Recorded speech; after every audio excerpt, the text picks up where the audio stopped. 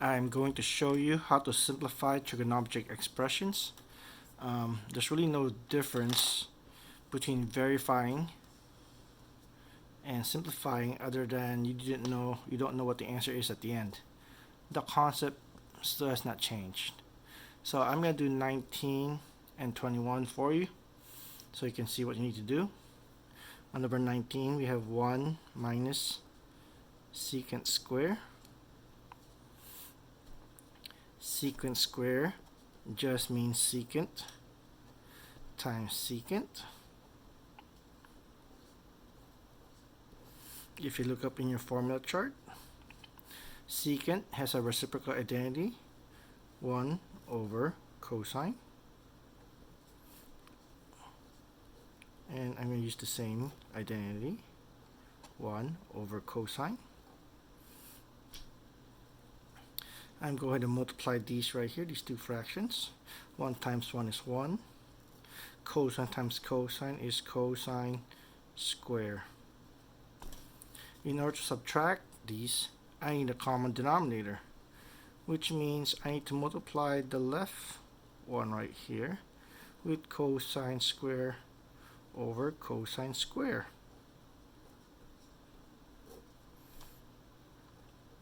By doing so, I end up with cosine square on top and cosine square at the bottom minus 1 over cosine square. Now that we have a common denominator, I can combine these two fractions now to end up with cosine square minus 1, and the denominator stays the same. At this point you have two choices to finish this off. You have the Pythagorean identity cosine square plus sine square equals 1, which I can rearrange. If I subtract 1 on both sides, I end up with cosine square minus 1, and that will become 0. And if I subtract both sides by sine square, I end up with 0 here, but over here I end up with negative sine square. Alright, so I just subtracted 1 to the left and subtracted sine square to the right. As you can see, this is exactly the same as what's up here in the numerator, which means I can use algebra and substitute. Wherever I see this, I can just put negative sine square.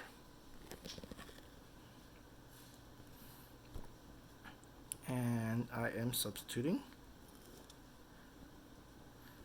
to end up with that. Now you can split it up and go the longer route if you want to. Sine squared just means sine times sine, and cosine squared just means cosine times cosine, and sine over cosine is tangent. Sine over cosine is tangent again. Negative over positive is still negative. Tangent times tangent is tangent. Oopsie.